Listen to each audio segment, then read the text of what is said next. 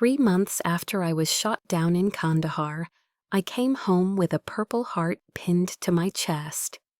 At my own welcome home dinner, my mother rolled her eyes and dismissed it as a little scratch from a training exercise. Then my father, with a voice as cold as a tombstone, delivered the final verdict. "You have always been the disappointment of this family, Brooke." They had no idea that little scratch was about to be honored by the president in a ceremony at the White House. And my name is Brooke Carter. I am 28 years old and a corporal in the United States Marine Corps. When most people see the uniform, they see a decision born of legacy or patriotism. But for me, it was an act of survival. My story doesn't begin with a noble calling. It begins with a single glowing letter on a computer screen 9 years ago. It begins with an escape. And I was 19, and my world smelled of burnt coffee and failure. I sat in the sterile silence of my dorm room at a California State University, the cinder block walls a constant, gray reminder that I was not where I was supposed to be. On my laptop screen, a single glowing red F in organic chemistry wasn't just a grade, it was a verdict.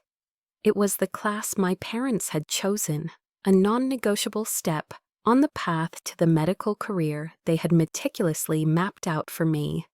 The phone rang, its shrillness an intrusion on my private shame. I knew who it was.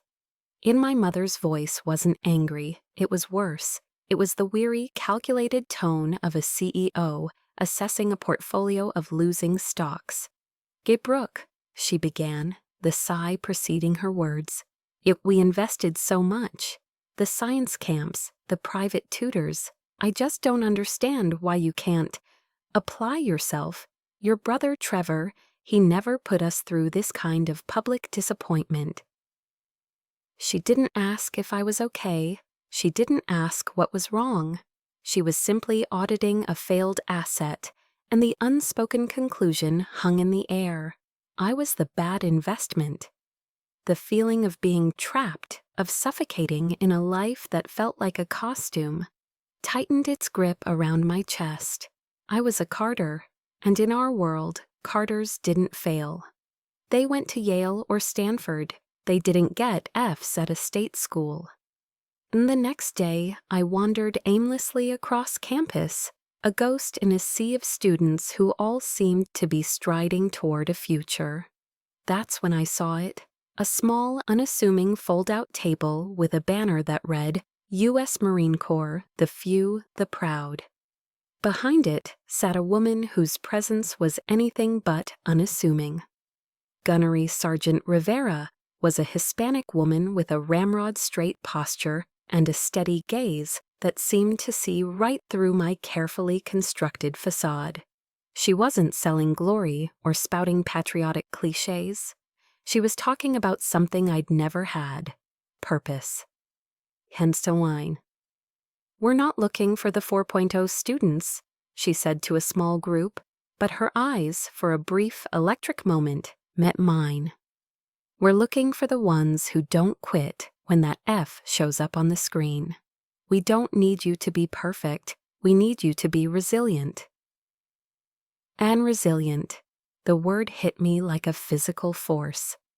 For the first time in my 19 years, I felt seen, not as a daughter who had failed, not as a student with a poor GPA, but as someone whose grit, the only thing I truly owned, might actually be of valuable currency. It wasn't a promise of an easy life, it was a challenge. And it was a challenge I was suddenly, desperately hungry to accept. And that Sunday, I announced my decision over dinner. The scene was a perfect portrait of my family's world in their Beverly Hills home. My mother, Eleanor, slicing a perfectly pink roast beef. My father, Dr. Edward Carter, decanting an expensive Cabernet Sauvignon. My words, "I'm enlisting in the Marine Corps," fell into the room and shattered the crystal-clear tranquility. the gentle clinking of silverware stopped. A heavy, suffocating silence descended, punctuated only by the solemn ticking of the antique grandfather clock in the hall. A clock that measured time in generations of academic achievement. And my father carefully placed his silver fork on his plate. He dabbed his lips with a starched linen napkin, his movements slow and deliberate, a performance of intellectual superiority. He did not look at me. He looked at my mother, his voice as calm and cutting as a surgeon's scalpel. "Eleanor, you see, this is what happens when we are too lenient. The military, it's the last refuge for those with no other options." The words were a calculated assassination of my newfound hope. But Trevor's reaction was the final twisting of the knife. He let out a short, barking laugh, a sound of pure, unadulterated contempt. "That's rich. My little sister is going to play G.I. Jane. Just try not to get your uniform dirty, Brooke." In their eyes, I wasn't choosing a path of service. I was choosing shame. I wasn't reaching for a purpose. I was admitting defeat.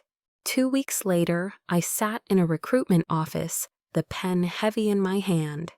With each deliberate letter of my signature, I wasn't just enlisting in the Marine Corps.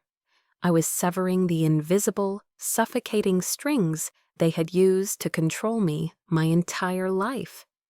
They thought I was running away from failure, but they didn't know I was running toward the only purpose that had ever felt real. And I understood, with a clarity that was both terrifying and liberating, that I would have to walk that path alone. And the purpose I was running toward wasn't born in that sterile recruitment office. It had taken root years earlier, on quiet Saturday afternoons. These were hours spent in the one place in my family's world where I felt I could breathe, my grandfather's garage. It was a chaotic, beautiful mess, a sanctuary that smelled of sawdust, machine oil, and old, honorable secrets. To my parents, he was a quiet carpenter, a retired Marine who didn't quite fit into their polished, intellectual circle. He was a relic from a different, less refined world. But to me, he was an oracle. And he never spoke of the medals I knew he kept in a locked footlocker under his workbench.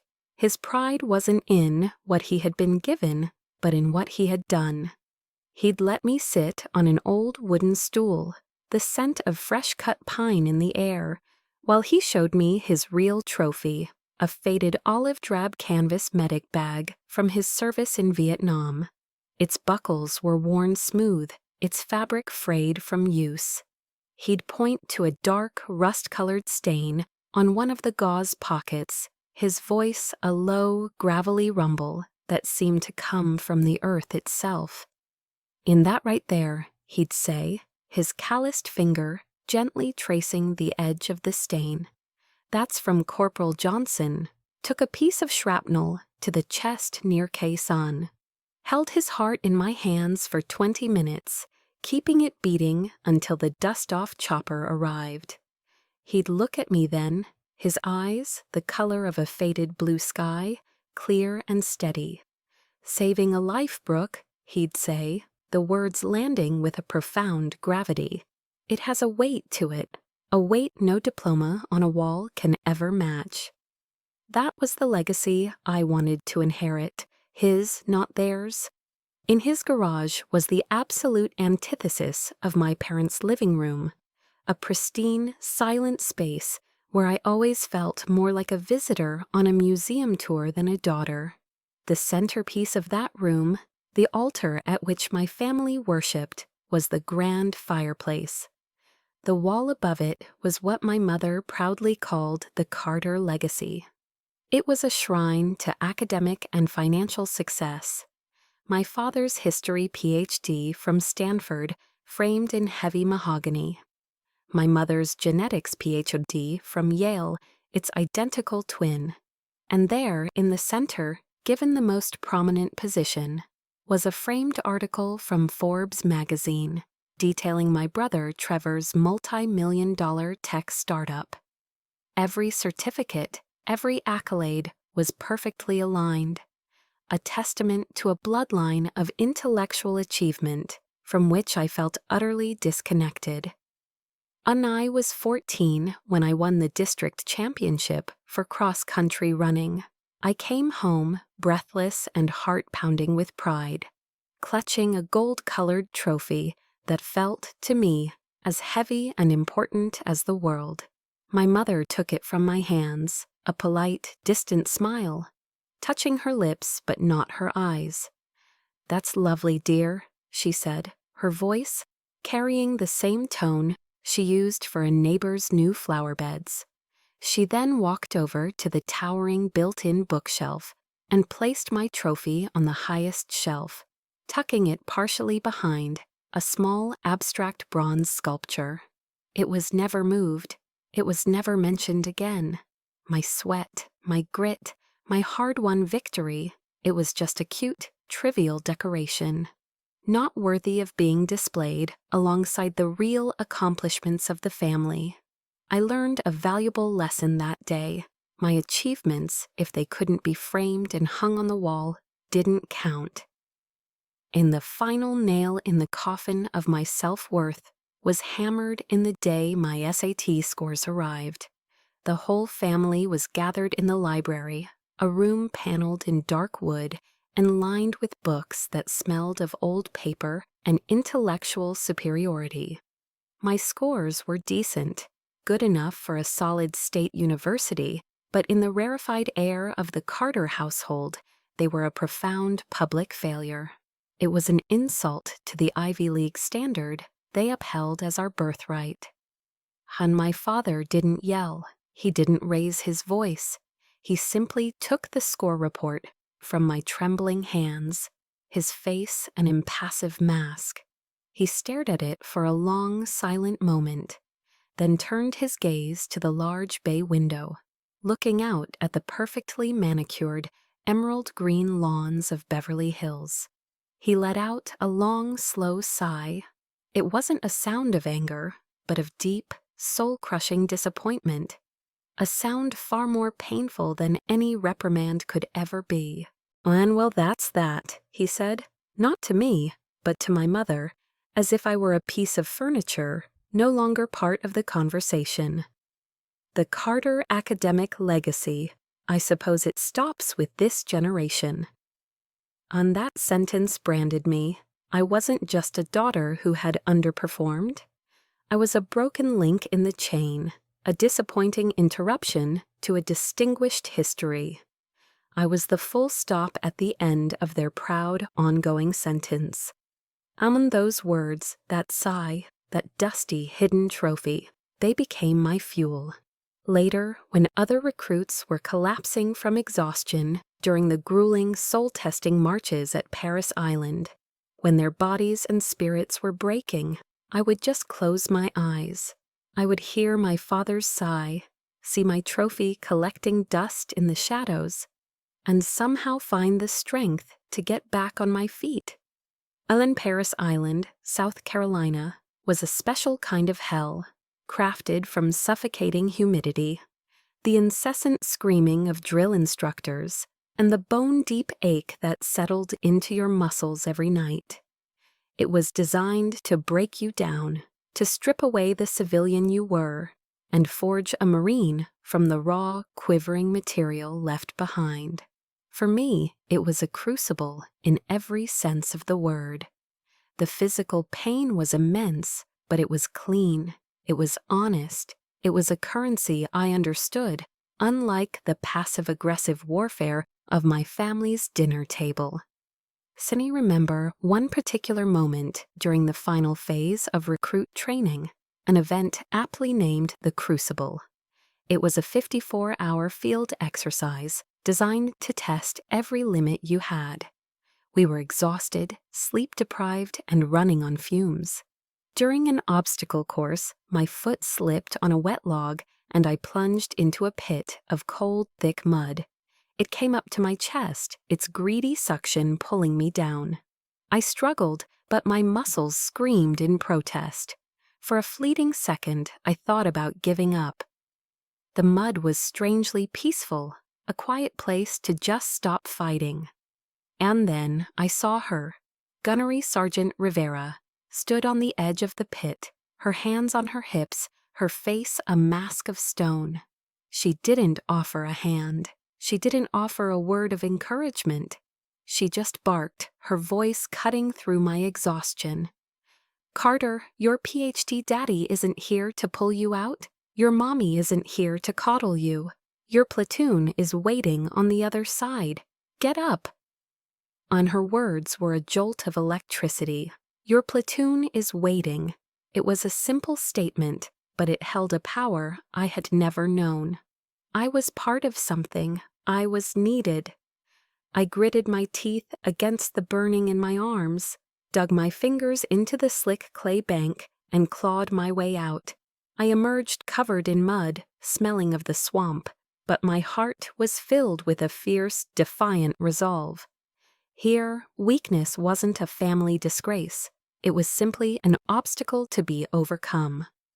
13 weeks later, I stood on the parade deck, no longer a recruit, but a Marine. I graduated with honors, my name called out, for high marks in marksmanship and physical fitness.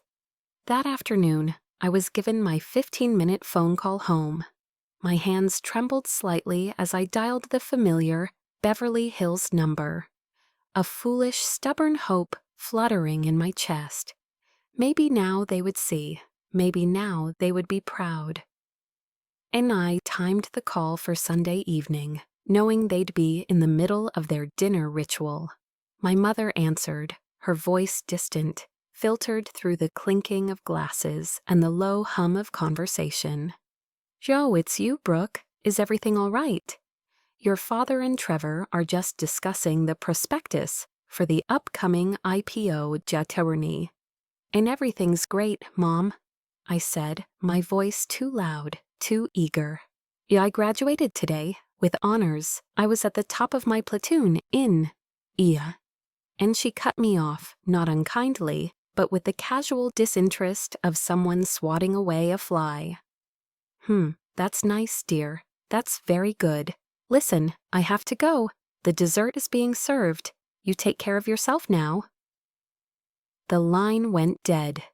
The call had lasted less than 2 minutes. The dial tone that buzzed in my ear was louder and more jarring than any rifle fire on the training range. I stood there, holding the cold receiver, the pride I had felt just moments before, draining out of me, leaving an empty, aching void. Ace and my first Christmas leave, I went home determined to show them the woman I had become. I wore my Marine Corps dress blues, the midnight blue jacket and crisp white cap, a symbol of everything I had endured and accomplished. I thought naively that the uniform itself would command a sliver of respect. I was wrong. In I walked into the living room where a towering, professionally decorated Christmas tree glittered with lights. Trevor looked up from his phone, a smirk instantly spreading across his face. He looked me up and down, then let out a condescending chuckle. Well, look what the cat dragged in. Are you auditioning for a part in a movie, Brooke? When does this whole Halloween dress-up thing end?" And my mother rushed over, her face a mask of practiced distress. "Oh, darling," she whispered, tugging at the sleeve of my jacket, as if it were contaminated. "That uniform is so masculine. Don't you have a pretty dress you could wear for our family Christmas dinner?" The uniform, the one I had earned with blood, sweat, and tears. The one that signified my commitment to something larger than myself. In their world, it was nothing more than a bizarre costume, an embarrassing deviation from the norm, a stain on their perfect family portrait. And that night, alone in my childhood bedroom, I carefully took off the uniform piece by piece. I folded the jacket with the precision the drill instructors had beaten into me, the sharp creases a testament to a discipline they would never understand. I caught my reflection in the dark window pane. Behind me, the festive lights of the Christmas tree blurred into a soft, colorful glow, a symbol of a warmth and belonging I would never find within these walls. It was then that I truly understood. My family wasn't here. My family was out there, somewhere else, waiting for me. The family I had been searching for wasn't waiting for me in a pristine house in Beverly Hills. They were waiting for me in the dust and chaos of Kandahar Airfield, Afghanistan. This new world was a shock to the system. The sun was a relentless hammer. The air was a thick cocktail of sand and diesel fumes, and the constant roar of C-130s and helicopters became the soundtrack to our lives. My new family was my squad, a motley crew of 5 souls thrown together from every corner of America. On there was our platoon leader, Lieutenant Martinez, a quiet man from Texas whose calm demeanor and steady eyes were an anchor in the storm. Our machine gunner, O'Malley, was a fast-talking Boston native, whose profanity was as creative as it was constant, a defense mechanism against the fear we all felt. And then there was Lance, a farm boy from Iowa, barely 20, who wrote to his mom every single day without fail. They were my brothers, and I, their corpsman, Doc Carter. In the first night, the distant crackle of gunfire echoed across the perimeter. A cold knot of fear tightened in my stomach. I was trying to hide my trembling hands when Lance sat down next to me on my cot. He didn't say a word. He just pushed a slightly melted Hershey's chocolate bar into my hand. "My mom sent it," he mumbled, looking at the floor.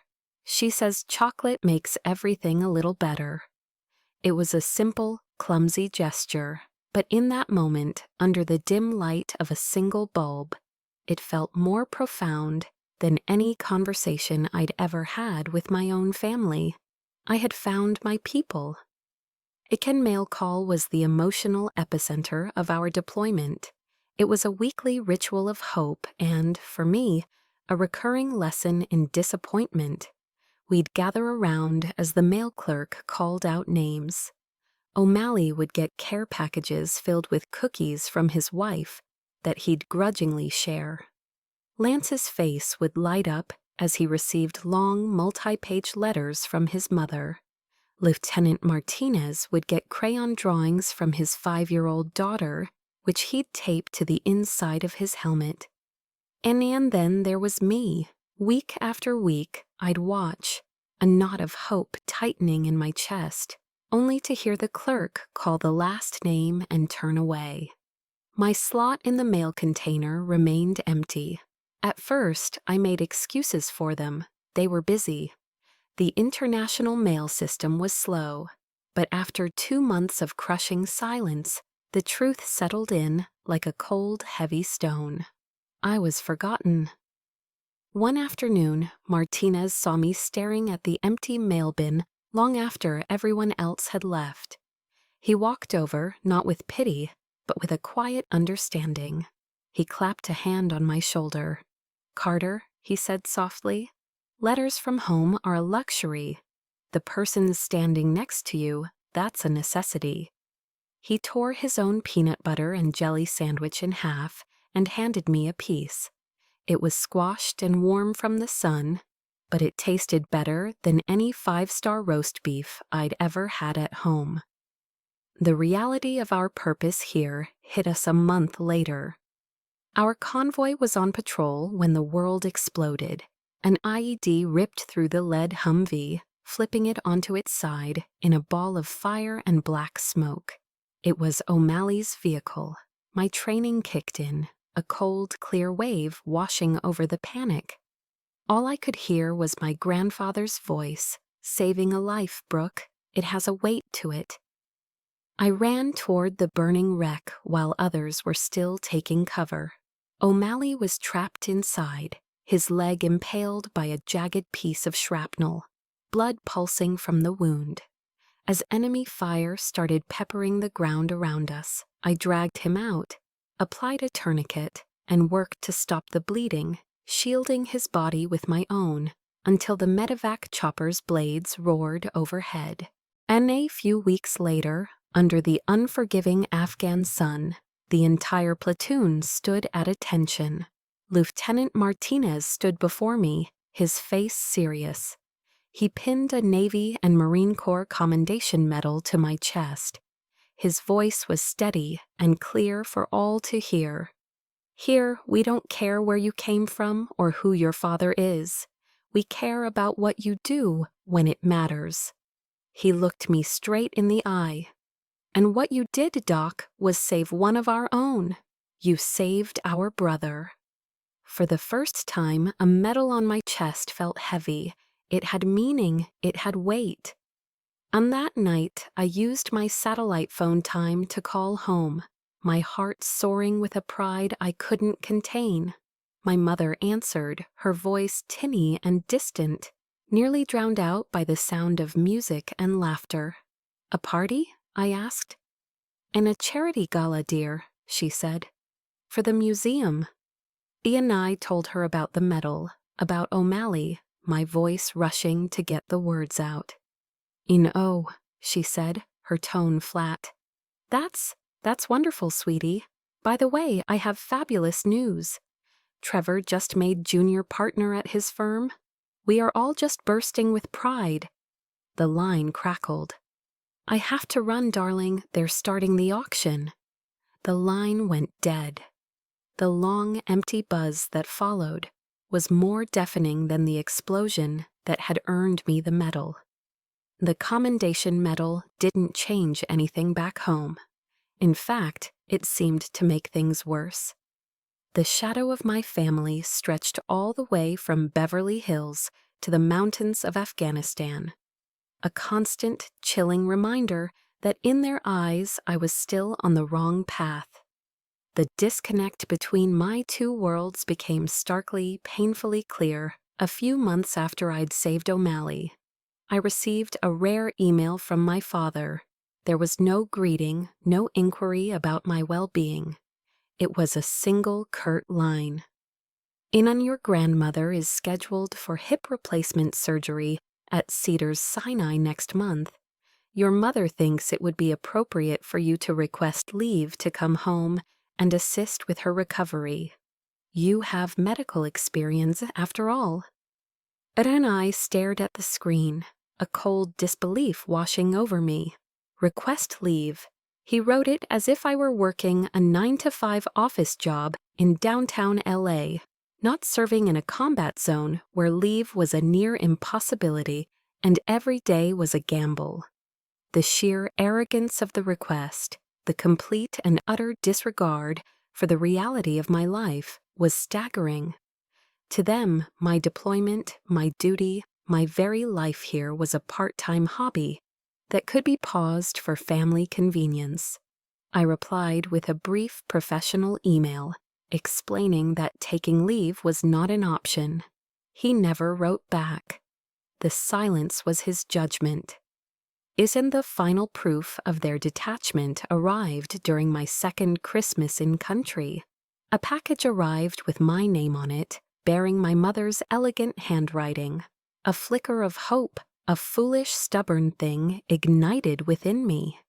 Maybe this time, maybe she finally understood. My whole squad gathered around as I tore it open, their curiosity a warm, welcome presence. They were more excited than I was. And inside, there was no Christmas candy, no warm socks, no taste of home. Instead, my fingers brushed against glossy, heavy paper. It was a thick, pristine course catalog for the Keck School of Medicine at USC. Tucked inside was a full set of application forms, my name and personal details already neatly typed into the required fields. A small, cream-colored note card was clipped to the front. On it, my mother had written, "Brooke, It's time to start thinking seriously about your real future. This little adventure of yours can't last forever. And the air went out of the room. O'Malley, who was looking over my shoulder, let out a low whistle, followed by a sharp curse. "Are you kidding me? They think you're at summer camp?" The rest of the squad fell silent, an awkward, protective quiet. A hot wave of shame and anger washed over me, so intense it made my face burn. They hadn't sent a gift, they had sent a correction. A beautifully packaged, condescending attempt to erase the life I had chosen and replace it with the one they had designed. I quietly closed the box, the dream of a medical career now feeling more like a threat than an ambition. Weeks later, we received intel about a high-risk operation. It was a mission deep in hostile territory, and the tension on the base was palpable. The night before we were set to leave, I felt a deep, primal need to hear a familiar voice, a foolish search for some small comfort. I used the satellite phone to call home. I kept my message intentionally vague.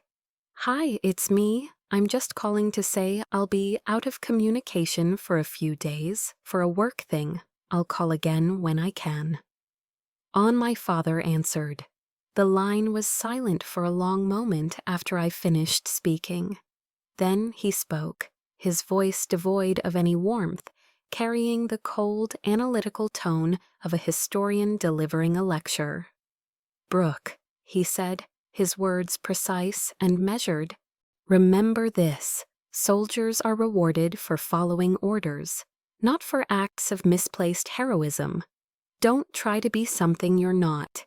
Keep your head down, fulfill the terms of your contract, and then you can come home and begin a real life." It wasn't advice. It wasn't a father's worried plea for his daughter's safety. It was a command. Be mediocre. Be invisible. Do nothing that might bring further embarrassment upon this family. He was telling me to survive not for my own sake, but for theirs, to avoid the inconvenience my death might cause them.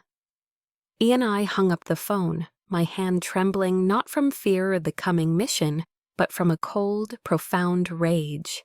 His words, "Don't be a hero," echoed in my mind, a toxic mantra. But just then, Lieutenant Martinez ducked into the tent, his face grim, holding a tactical map. He began to brief us on the hostage rescue mission, his voice a low, steady current of resolve. As I looked at the coordinates, at the red circles marking enemy positions, I knew one thing for certain. Keeping my head down was not an option, and my real life was about to begin. And we were flying low and fast over the jagged peaks of Kunar Province, the blades of the Black Hawk chopping through the cold, thin night air. Inside there was no conversation, only the hum of the engines and the quiet, focused ritual of checking gear. My team, a Special Operations Support Unit, was on a mission to rescue civilian aid workers held hostage in a remote mountain village. This was the razor's edge. This was what all the training was for. And then, in an instant, the world ended. A deafening explosion ripped through the belly of the helicopter. The floor beneath me buckled. A flash of orange light seared my vision, followed by the terrifying high-pitched scream of tearing metal. We were thrown against the fuselage as the Black Hawk entered a violent, uncontrolled spin. I heard shouts, a prayer, then only the roar of the wind and the sickening lurch in my stomach as we plummeted toward the ground. The impact was a physical obliteration of the senses. Darkness, a wave of agony, the taste of blood and jet fuel. And when consciousness clawed its way back, it came with a single, sharp point of focus. A white-hot, searing pain in my left leg. I looked down, my helmet light cutting a frantic beam through the dust-filled wreckage. A piece of the fuselage, a jagged shard of metal, was buried deep in my calf. All around me, the air was filled with the low, desperate moans of my teammates. We were down, we were alive, and we were surrounded. Then my father's voice, a cold whisper from another universe. Don't try to be something you're not. Keep your head down. The thought vanished as quickly as it came, obliterated by a new sound. Lance, the farm boy from Iowa, was choking, a wet, gurgling sound. My training slammed into place, a cold, hard shield against the panic and pain. I fumbled in my medic bag, my fingers clumsy. I found a syringe of morphine, ripped off the cap with my teeth, and plunged it into my own thigh. The pain receded to a dull, manageable roar. Now I could work. On I crawled toward Lance, dragging my useless leg behind me. Every movement sent a fresh wave of fire up my spine. His eyes were wide with panic, a sucking chest wound. "Easy, buddy, easy," I whispered, my voice a strained rasp. "I got you." I worked quickly, my hands moving with a life of their own, applying an occlusive dressing to seal the wound. He started breathing easier. One down. And next was Martinez. Our lieutenant was slumped against a piece of wreckage, his arm bent at an unnatural angle. Compound fracture. He was losing blood fast. "Talk to me, sir," I said, my hands already finding a vein, prepping an IV line. In the pitch-black darkness of the ruined helicopter, illuminated only by the faint, flickering beam of my headlamp, I started a transfusion. I splinted his arm, my mind a blur of procedures and checklists. On for the next 48 hours, that wreckage was my world. I was the only one mobile. I was the only one who could fight. The line between corpsman and rifleman evaporated. I was both. I scuttled from one wounded man to the next, a frantic, crab-like crawl through the debris. I changed dressings, monitored vitals, administered antibiotics, and kept them talking, kept them conscious, kept them alive. All the while, my ears were straining, listening for the snap of a twig, the crunch of boots on gravel, the sound of the enemy closing in. They were out there, hunting us. And by the second day, our situation was critical. Our water was nearly gone. The battery on our primary radio was dying. O'Malley was fading from a secondary infection. We needed an airstrike. We needed extraction. But the radio signal was too weak from inside the wreckage. Someone had to get out into the open. I looked at the faces of my team, Martinez pale and grimacing, Lance breathing shallowly, O'Malley, his eyes glassy with fever. They were my family, and you don't let your family die. I knew what I had to do. Ian and I checked the magazine on my rifle, took a deep breath, and began to crawl out from under a twisted piece of the tail boom. The pain in my leg was a distant, roaring fire. I bit down hard on a piece of leather from my glove to keep from crying out. The moment I cleared the wreckage, I felt it, the chilling sensation of being seen, of being in the crosshairs. A sniper. In a puff of dust erupted just inches from my head. Then another. Zip. Thwack. They were walking the rounds in, trying to find me. I flattened myself to the ground, my heart hammering against my ribs. I kept crawling, using rocks for cover. It felt like an eternity, but it was probably only 30 yards. I found a small depression in the ground, a shallow rock outcropping that offered minimal cover. It would have to do. And with trembling hands, I pulled out the small secondary radio. I took a steadying breath, picturing the map in my head. I began to speak, my voice low and calm, a stark contrast to the chaos in my chest. Should Jaguar 22, this is Voodoo 16, over. Requesting immediate fire mission. Enemy position, grid coordinates, 397821. and the sniper's rounds were getting closer, kicking up dirt that stung my eyes. I kept talking, relaying target descriptions, adjusting the coordinates based on muzzle flashes I could see in the rocks above. "Okay, danger close," I repeat, "danger close." And then the sky split open. A pair of A-10 warthogs screamed overhead, their cannons erupting in a sound that wasn't just heard, but felt deep in your bones.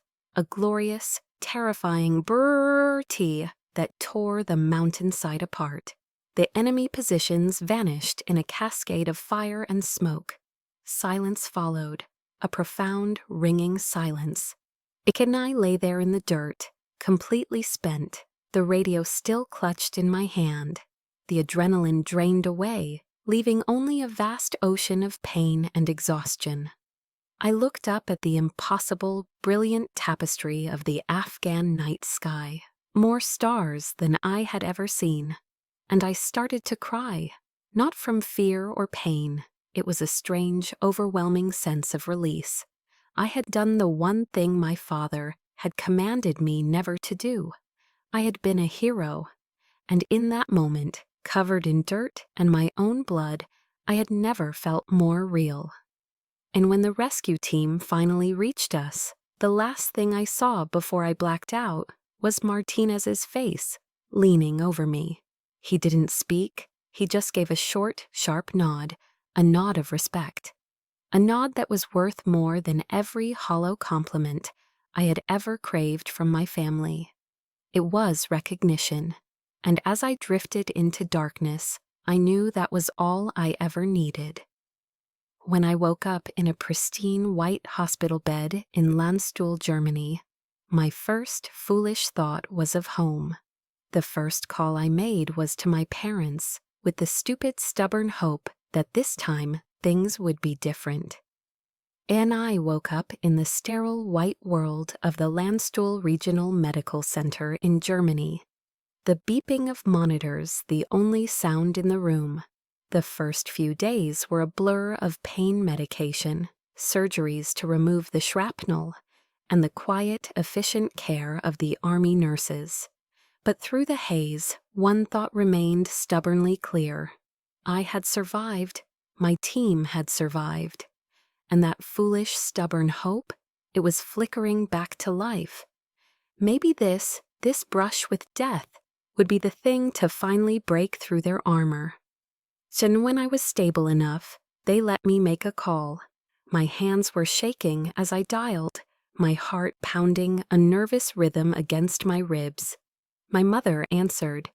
"I'm in a hospital in Germany," I said, my voice weak, raspy. I was wounded." And there was a pause on the line, a beat of silence that felt heavier than the entire helicopter wreckage. I waited for the gasp, the worried questions, the flood of motherly concern. It never came. And instead, her voice, when it finally arrived, was laced with an unmistakable edge of annoyance. "Oh, Brooke, for heaven's sake, is it serious? Will this affect your contract?" I could hear the faint clinking of ice in a glass. She continued, her voice dripping with calculated concern. "Your father and I were just saying, perhaps this is a sign. A good opportunity for you to reconsider your direction." And they didn't ask if I was in pain. They didn't ask what happened. My wound, the piece of metal that had torn through my flesh, wasn't a trauma to them. It was an inconvenience, an administrative issue, a potential exit ramp off the embarrassing detour my life had taken. I mumbled something noncommittal and hung up, the cold plastic of the phone feeling like a block of ice against my ear. The emotional anesthetic they had just administered was more potent than any drug the doctors had given me. Then 3 months later, after weeks of grueling physical therapy, I was granted convalescent leave. I flew home to Los Angeles, a slight but permanent limp in my step. In my duffel bag, nestled amongst my clothes, was the Purple Heart medal they had pinned to my uniform in a quiet ceremony at the hospital. And my mother insisted on a welcome home dinner. It was a torture session disguised as a celebration. The dining room was impeccably set with the family's finest china and silver. The air was thick with the scent of expensive wine and the sound of my father and brother's voices. The entire meal was a monologue dedicated to the glorification of Trevor. He had just secured $20 million in a new round of venture capital funding. He was flying to Zurich. He was buying a new Porsche. I sat there, a ghost at the feast, pushing my food around my plate, feeling my own invisibility cloak settle around me. And the only person who seemed to see me was Sarah, Trevor's fiancée. She was an outsider, not yet indoctrinated. She turned to me, her eyes wide with genuine curiosity. "Brooke, I heard you were awarded the Purple Heart. That's just incredible." The entire table fell silent. My mother slowly turned her head. She gave a small, dismissive laugh, and then looked at Sarah with an air of condescending pity. "Oh, that," she said, with a flick of her wrist. She rolled her eyes, a gesture I knew as well as my own reflection. "It was just a little scratch from some training exercise, sweetie. Nothing to make a fuss about." "A little scratch." The words landed in the center of the table like grenades. The dam of a decade's worth of swallowed anger finally broke. I set my fork down with a soft, deliberate clink that echoed in the silence. I looked directly at my mother, my voice dangerously calm. "It wasn't a training exercise, Mom. I was shot down. I was wounded by enemy fire while trying to keep my team alive." And my father jumped in, his voice sharp with irritation. "You could be saving lives in a hospital right here, Brooke, without all this theatricality. You don't need to be playing war hero." And that was it. The final condescension.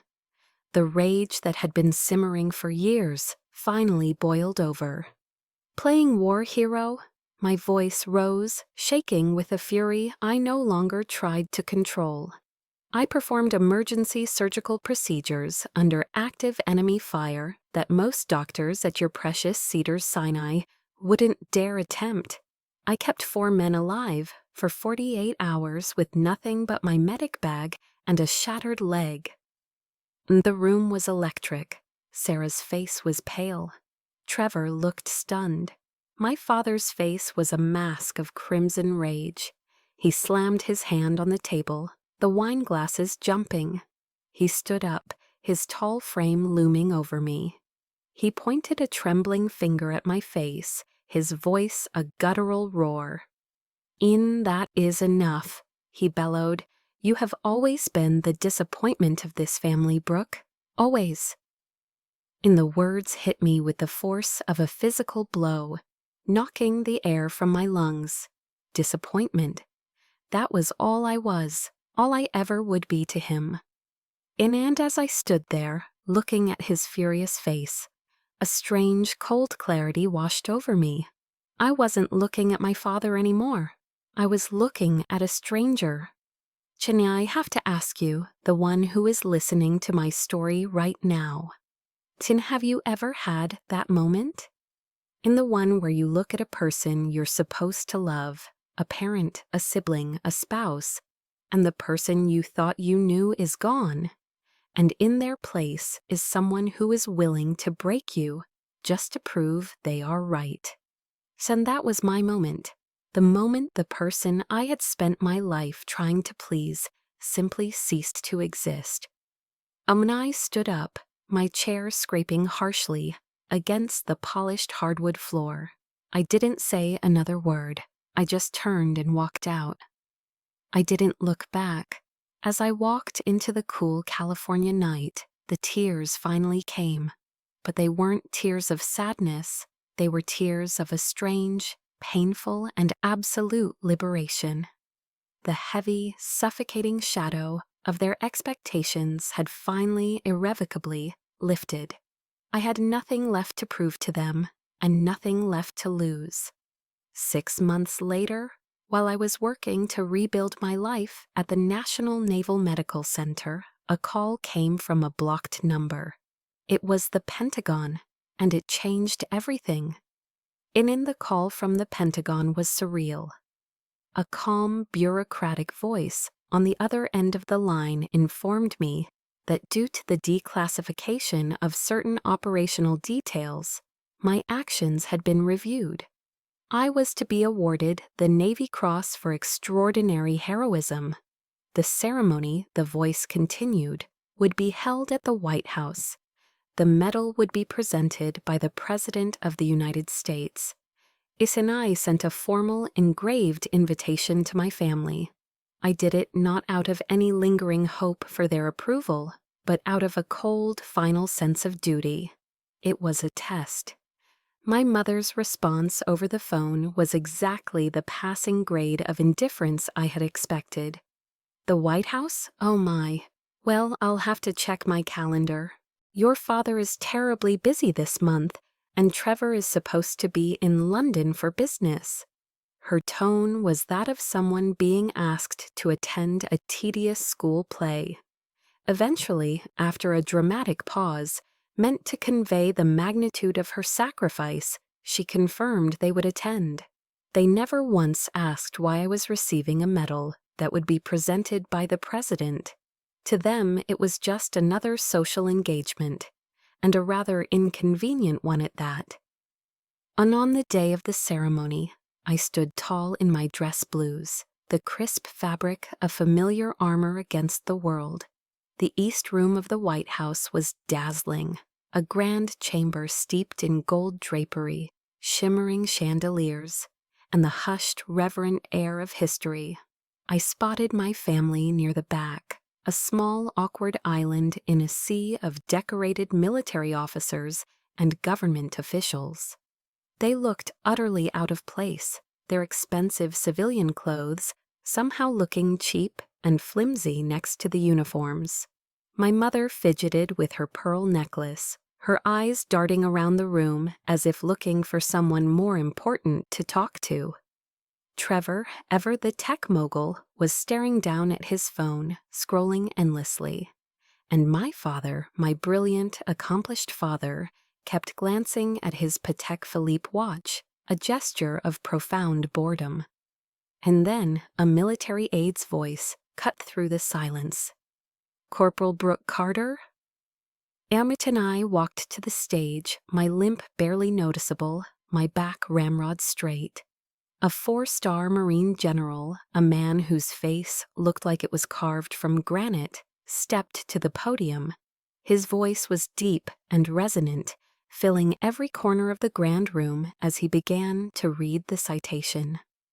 Then he spoke of the helicopter crash, of the ambush, of the overwhelming enemy force. He detailed how, despite my own grievous injuries, I had provided life-saving medical care to 4 critically wounded teammates for 48 hours straight. My family's reaction, which I observed from the corner of my eye, was a slow-motion study in dawning horror. Han, with complete disregard for her own safety, the general's voice boomed, the words echoing off the historic walls. Corporal Carter crawled under direct enemy sniper fire to reach an exposed position. I saw my mother's hand fly to her mouth, her carefully applied lipstick now a smudge of shock. Her eyes, for the first time, were wide with a fear that was genuine. And from that position, she directed a precision airstrike, neutralizing the enemy threat and ensuring the survival of her entire team. I saw Trevor's phone slip from his hand and clatter onto the floor. He didn't bend to pick it up. He sat rigid in his chair, his usual confident smirk completely erased, replaced by a slack-jawed vacancy. And I saw my father. For the first time in my memory, he wasn't leaning back with an air of intellectual detachment. He was sitting bolt upright, his back as straight as any Marine's on that parade deck. His eyes, magnified slightly by his expensive glasses, were locked on me with a stunned, unblinking intensity. The man who had dismissed my service as a last refuge was now hearing its unvarnished, brutal truth from a source he could not possibly discredit. And then the President of the United States stepped forward. He took the Navy Cross, its blue ribbon brilliant against his dark suit, and placed it around my neck. The weight of it on my chest was real, substantial, a grounding force. He shook my hand firmly, but then he leaned in, his public smile unwavering, his voice low and for my ears alone. "Tiens, the citation doesn't tell the whole story, Corporal," he said, his voice dropping even lower, filled with a raw emotion that stunned me into silence. "The intelligence you provided during that firefight, the coordinates you called in, it led to a secondary operation, an operation that rescued not only the original hostages, but 24 other civilians from a separate compound. One of those civilians was my younger brother." I stared at him, my mind reeling, the roar of the room fading to a distant hum. The President stepped back to the podium, his public persona firmly back in place. His voice now carried a different weight, a personal authority that commanded absolute silence. "What Corporal Carter did," he said, his gaze sweeping the room before landing on me, "was not only save her team, she prevented 3 separate, planned terrorist attacks on American soil. Corporal Brooke Carter," he declared, his voice ringing with conviction, "you saved more American lives than any of us will ever fully know." And he looked at me and nodded. The room erupted in a thunderous, sustained standing ovation.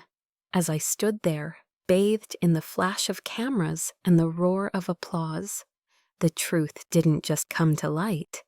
It detonated, shattering the carefully constructed reality my family had lived in for years.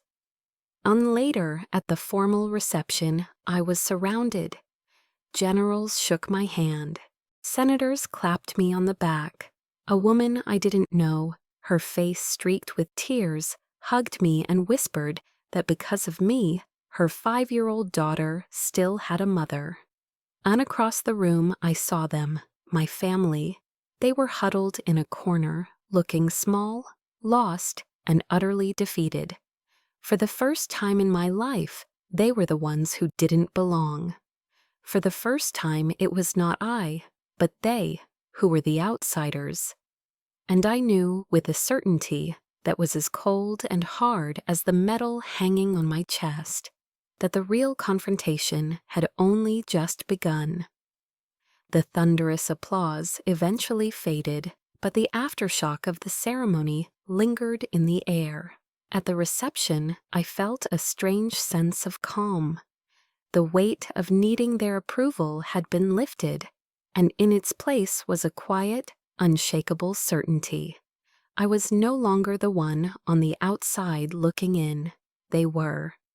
And eventually, they navigated the crowded room and approached me, a trinity of discomfort. My father, the great Dr. Edward Carter, a man who could command a lecture hall of hundreds, couldn't meet my gaze. My mother, her face a pale mask of regret, wrung her hands. Trevor looked like a lost child.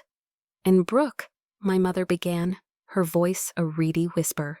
We had no idea. And I looked at her, at the woman whose validation I had craved for so long. My voice, when I spoke, was steady and devoid of accusation. It was simply a statement of fact.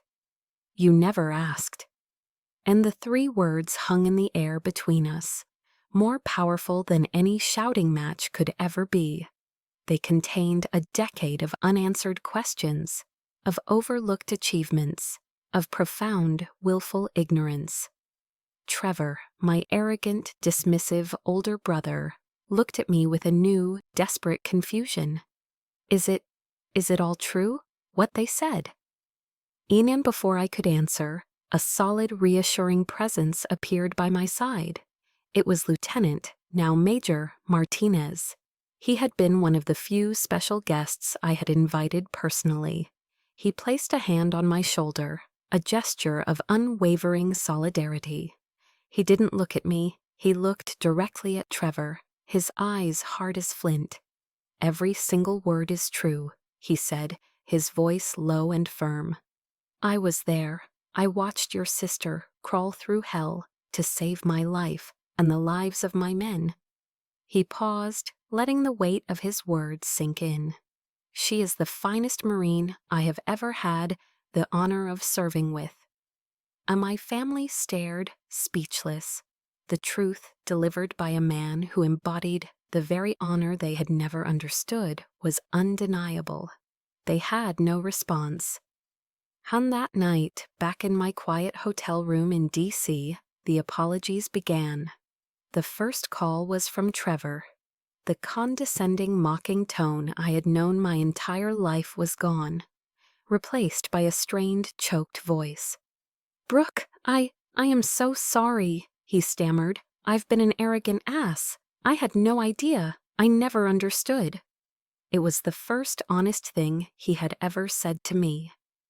On a few minutes later, my mother called, her words punctuated by racking sobs. She was sorry, so deeply sorry, so ashamed. She went on and on about how she had failed me, how she wished she could take it all back. I listened, a strange detachment settling over me. Their apologies, while seemingly sincere, felt like trying to patch a bullet hole with a Band-Aid.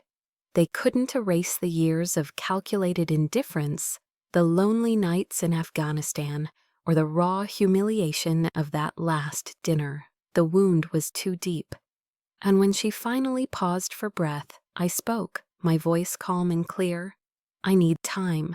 I didn't offer forgiveness. I didn't offer absolution. I simply drew a line in the sand, a boundary for my own sanity." A week later, my father came to see me at my small temporary apartment in Washington, D.C. He looked out of place, a titan of academia adrift in my simple, government-issued living room. He didn't offer a tearful apology like my mother, or a raw confession like my brother. That wasn't his way. He just stood there for a long time, looking at the Navy Cross, which I had placed on the mantelpiece. Then finally he spoke, his voice quiet, analytical. "That day at the White House," he began, still staring at the medal, "I watched the generals, the senators, the president. I saw the way they looked at you." He turned to face me, and his eyes held a strange mixture of awe and defeat. "They looked at you with respect, a deep, earned respect." He shook his head slowly. "I've been in academia for 40 years. I've published a dozen books. I have never, not once, commanded that kind of respect." It was the only way he knew how to say it. It wasn't an apology for a lack of love, but a concession of status. He was acknowledging that my currency, courage, honor, sacrifice, was in this new world worth more than his. In that moment, I realized something profound. His respect, which I had once so desperately coveted, no longer mattered. I didn't need his love or his approval to know my own value. I had earned my own. And they had started to change, it was true. Their world had been shaken, their certainties shattered. But as I stood there in the quiet of my apartment, I was left with a question that had no easy answer. Could a relationship, rebuilt from the ashes of regret and shame, ever be truly whole? And more importantly, after everything I had been through, after everything I had become, did I even need it to be? That question followed me as I began to walk into the first chapter of my new life. In my new life is quiet. It unfolds not under the harsh sun of Afghanistan, but under the thoughtful, fluorescent lights of a classroom at the Walter Reed National Military Medical Center. Today, I am an instructor, I train the next generation of Navy corpsmen and Army combat medics. My students are young, eager, and terrified, just as I once was. But I don't teach them from a textbook. I teach them from my scars. The slight, permanent limp in my walk is a constant lesson in the cost of survival. Anne and I stand before them, not as a hero, but as a testament. A medal on your chest doesn't make you a medic, I tell them, my voice steady. What makes you a medic is the willingness to run toward the sound of the wounded when everyone else is running away. In their eyes, I don't see the judgment I once knew. I see respect. Here, I am not the disappointment of the Carter family. I am Corporal Carter, a survivor. My legacy isn't written in a Forbes article. It's written in the lives I saved, and now in the lives I am preparing to save others. This is a weight I am proud to carry. My family, in their own way, has been trying to understand that weight. The change hasn't been miraculous, but it has been real. Trevor, in a move that shocked me most, began volunteering his weekends at a legal aid clinic for veterans. He calls me sometimes, asking questions, trying to comprehend the world he so casually dismissed. My mother sends care packages, filled not with medical school catalogs, but with thick wool socks, good coffee, and books she thinks I'll enjoy.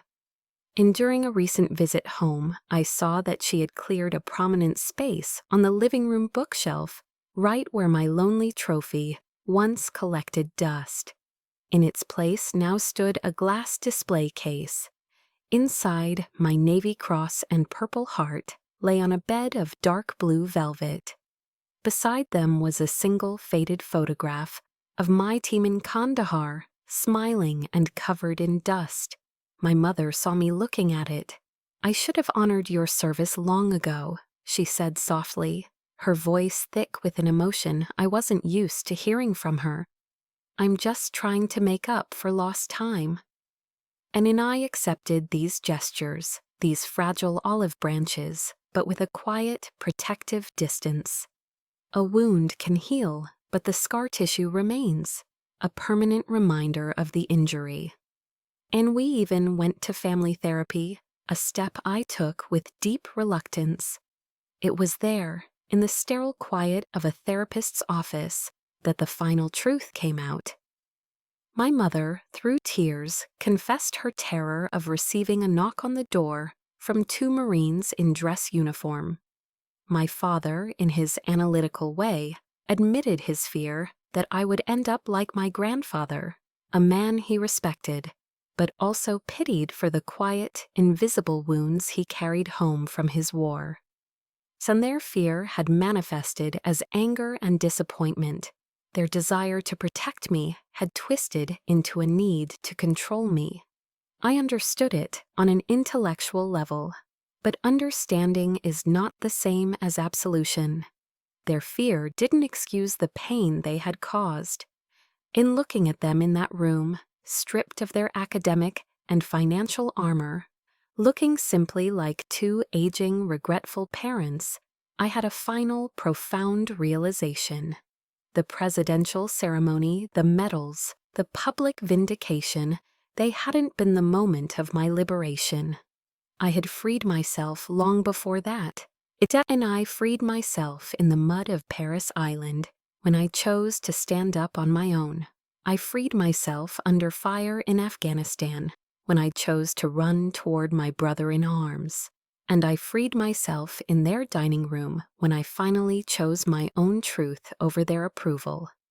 My value was never theirs to give. It was always there, inside me, forged in hardship, waiting for me to be the one to finally recognize it. And my journey was never about winning their acceptance. It was about finding my own. And now, when I look to the future, I no longer see their shadow looming over me. I see a clear and open road. I see the sunrise. And thank you for walking this path with me. My story is one of finding my own sunrise, And I know so many of you have had to find yours too. Your journey, your resilience, deserves to be honored. Can if my story resonated with you, please share your own moment of finding strength in the comments below. Your experience could be the light someone else needs to see. And to help us share more stories that matter, please like this video, share it with someone who needs to hear it, and subscribe to our channel. Your support makes all the difference. Chuckian Hanan.